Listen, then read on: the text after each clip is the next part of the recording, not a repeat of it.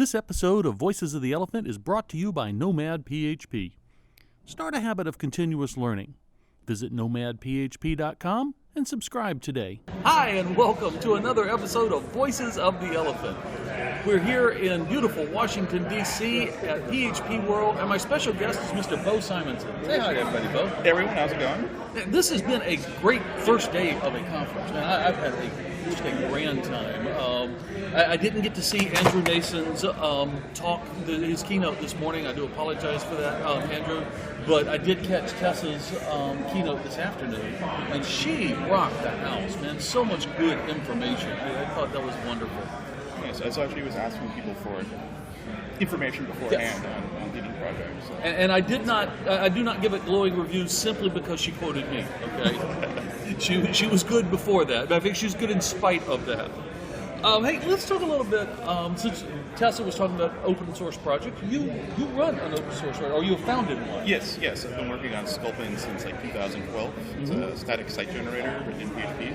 If people aren't familiar with those, it's like Jekyll. If anyone has used Jekyll to power GitHub pages, it's the same sort of thing, except it's powered by PHP. No, cool. Yeah. Now, let's talk about the responsibilities, because I know it's a heavy responsibility or heavy weight to found and continue to grow a open source project. Now that you've been doing this for a little bit, what are your thoughts on this? It's a lot of work, and when other people start using your code, suddenly their issues become bigger than your issues. And when I first started working on Sculpin, it was a huge passion of mine, so I would spend a lot of time on it, and I was really excited about it. And since then, it basically fulfills my needs. I probably have maybe 15 to 30 Sculpin sites right now. They all work great. Wow. So it's feature complete. It does everything I need. It does the things I need really well, but it doesn't meet everybody else's needs.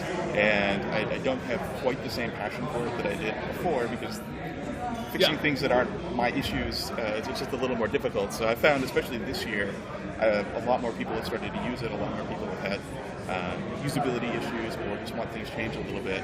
I set some high goals for myself in January to try to make sure that this year I've focused more on working on it, but I really haven't been able to go through with that. Part of that was getting a new job in July, so I've not been able to focus on it as much as I'd like. But it is fun. It's interesting. I've seen several people go through this process.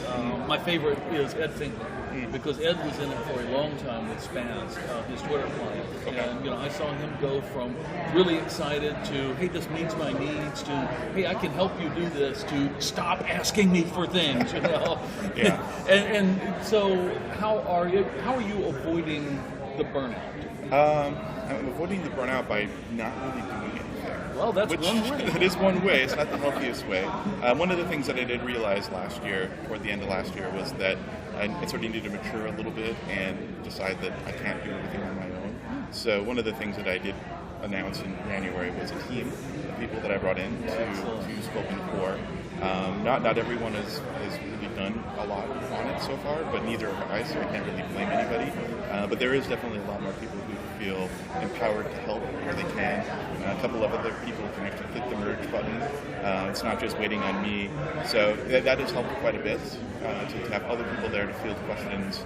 If I'm traveling to conferences for 3 weeks straight, the queue still piles up a little bit, but there are still people there to help and answer questions. That helps a lot. Very cool. Hey, you mentioned that you got a new job, and you've been traveling quite a bit, and you packed the family and just headed out. So talk to us about your new job and what all this has entailed. Yeah, so around sometime in June, I believe, I got in contact with someone who was putting together a fintech startup in the UK. He was looking for a co-founder, a software architect to help build an application for him, or with him, rather. So since June, I've sort of been pursuing that. And we kicked off in July. I've been working remotely, but we spent a month and a half traveling the UK, which is where the startup is based. I went to the UK for a month and a half with my wife and son. We got to see the countryside. We got to learn a little bit more about the team. Took the opportunity to go to Germany for the first time. We hadn't been to Germany before, so it's been a lot of fun, and I'm pretty excited about money. The technology's been a lot of fun. The team I'm working with is pretty great. I'm introducing a lot of new things that they haven't worked with before, but they've like taken it really well. So I've been really excited about that. I think that's going to be an overheard on Twitter. I'm really excited about money. Oh yeah, I'm really excited about money. It's MONII, but it's pronounced money. There you go. So money.com and money.io actually. Oh. I've been able to. How hipster of you. Yeah, right. I've been able to talk with the founder of the company to say it's really important for us to do some open source stuff.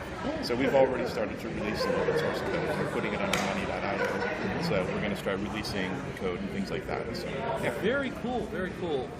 I follow both you and your lovely wife Rebecca, and so I've seen the tweets as y'all go.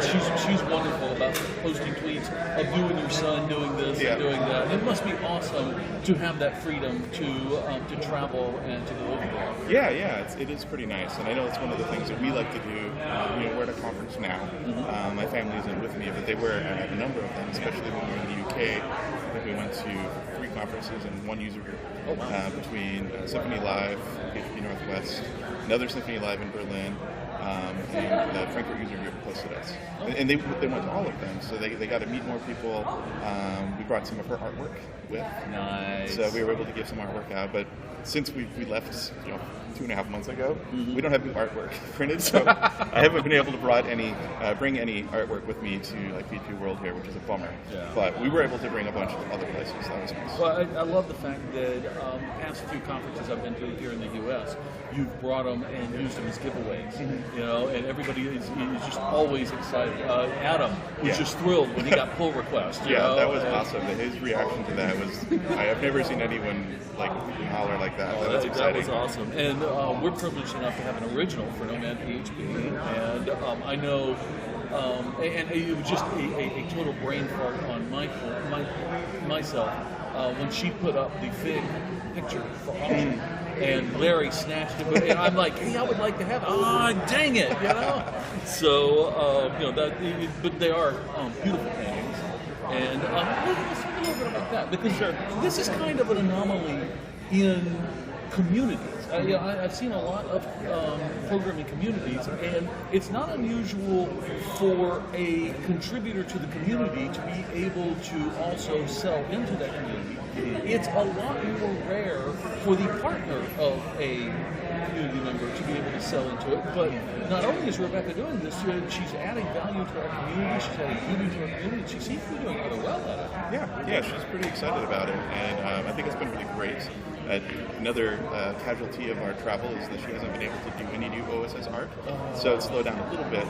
But yeah, she still has a bunch of ideas that she wants to do. She's really been enjoying it because she likes the feedback she gets. She's actually gotten more people doing commissions. So like you saw what this could do, so you wanted to have one for yourself. So there's actually been a lot of people like that. I think Taylor Otwell got one gifted to him.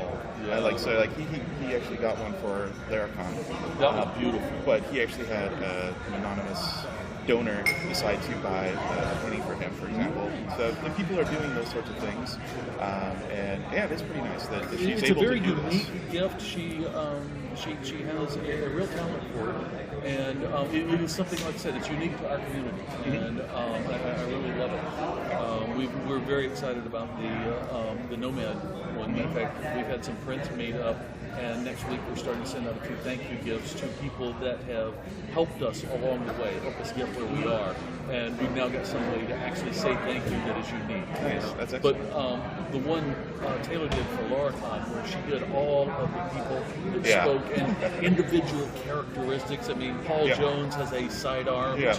It's awesome. I looked at that and I'm like, I just don't know how any conference can top this, because they set the bar real high. And here at World, she did the logo for World this year. Yep, she did the logo. She has it's on the bags. Yeah. I think it might not be on the bags. It's on the shirt. It's on the shirts. Yeah.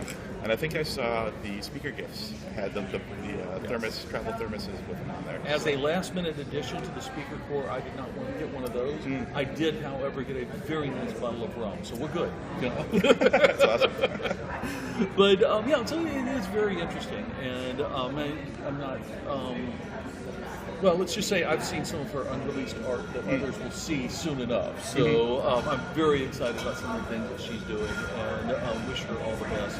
And you just need to get her a studio set up somewhere, Yes. wherever you are, so she can continue to make art. Exactly. It's very important to her. All the looking that we've done and moving to the UK, it's very important for us to find out how she can continue to do this there. So yeah, we want her to do it. She's having fun, and it's a great part of the community. Very cool. Well, I want to thank you for taking the time to be with us here on Voices of the Elephant. Hey, before I let you go, same two questions I ask everybody. What's your local user group, and what's the URL? My old local user group was Madison PHP. Oh, a good one. Excellent user group, and they actually just had their conference. Yes, they did. That's last weekend. conference. Yep. So I got to attend that. I was able to go back to Madison, which was awesome. And it's madisonphp.com, and the conference is madisonphpconference.com. Very cool. Well, thank you so much for taking the time to be with us here on Voices of the Elephant. Thank you for Sculpin, and thank you for everything that you're doing to help enhance the PHP community. Thank you. Thanks for listening to Voices of the Elephant. Voices of the Elephant is copyright EICC Incorporated and released under a Creative Commons Attribution, No Derivatives, Share and Share Alike license. To nominate someone to be a guest on Voices of the Elephant, visit our website and click on the Nominate link. The URL is voicesoftheelephant.com. Elephant is of course spelled ELEPHPANT.